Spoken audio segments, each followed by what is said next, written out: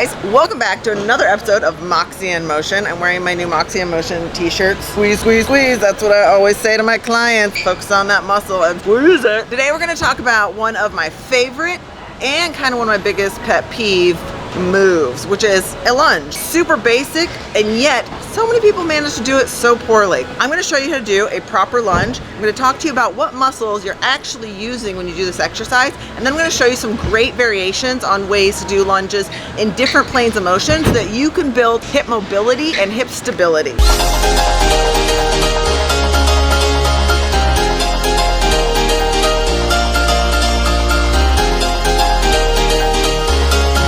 So getting into the lunge movement, we've probably seen it done before. It's just one step forward, taking the back knee down to the ground, right? Seems pretty simple enough. However, what commonly happens is people tend to thrust their weight forward, going into their toes, allowing the heel of their front foot to come up and their torso to collapse forward.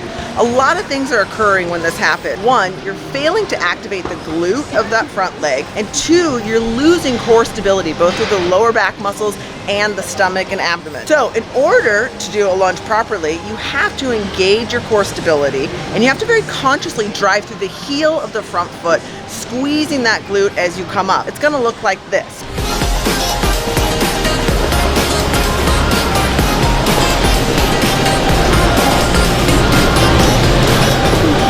Another compensation I commonly see is because people have lack of mobility in the hips, they tend to move through their spine more than their hips, causing overarching in the lumbar spine. Because they're not able to stretch that hip flexor and take that knee straight down to the ground, they collapse in the lumbar spine and you get that deep arching, which especially once you start putting a load on you, you do not want to do. That's how you're going to hurt your back. That would look like this.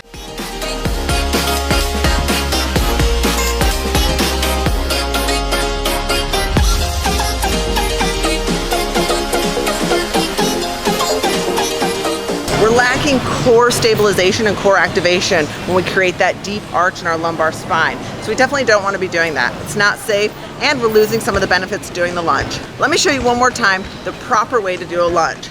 You're going to step forward with that front leg, drive through the heel of that front foot, activating that glute, and make sure the back knee is directly under your hip, keeping your belly button pulled to your spine and your core tight the entire time. Okay, you guys, that's how you do a basic lunge. Throw a barbell on your back, carry some dumbbells, or go longer distances to make it harder. It is a great way to build glute and hamstring strength, as well as just strong legs. A lot of people love squatting and deadlifting, but lunges are super awesome because you're addressing each leg separately and making sure you build the strength on each side equally. So next time you do a workout, make sure you try some lunges. All right, now that we've learned how to do a basic lunge properly, I'm gonna show you guys two of my very favorite variations on a lunge. A lunge is such a great basic exercise that you can do anywhere, anytime if you don't have a gym, if you need to work out and you wanna kill your legs. We're gonna do a side lunge and we're gonna do a curtsy lunge. These are both great because they force your body to work in different planes of motion, creating more stability around that hip joint and better athleticism overall in your training. Let's go ahead and do the side lunge. When doing a side lunge, if you're new to it, I definitely recommend finding a line on the ground somewhere if you can, just to make sure your feet stay lined up. You're gonna take a really nice wide stance, and you're even gonna kind of feel like you're turning pigeon-toed just a hair. I say that because most people have a tendency to turn really wide out. Crank those feet in so they're nice and parallel. The first phase of learning a side lunge is to just stay in a stance like this, and then shift over to one side. As you do this, I want you to keep the straight leg super straight, stretching that adductor and shifting the hips straight back. As you come together, you're gonna contract those adductors, bringing your legs back together. You wanna make sure not to shoot your shoulders or hips over that bending knee. Your hips should go straight back, your shoulders straight forward.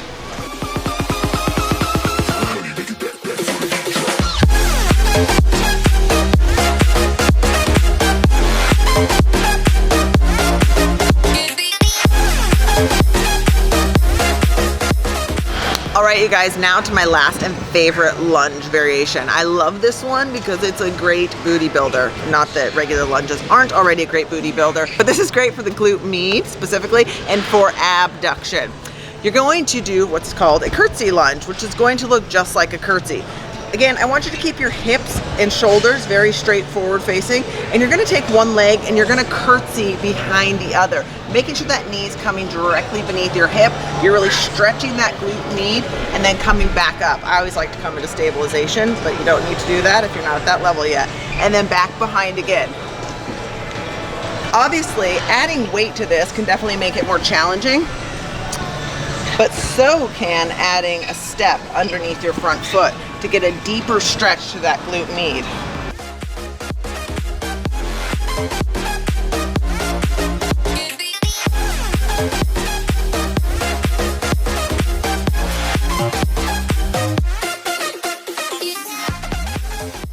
There you go, guys. 3 ways to do a lunge properly.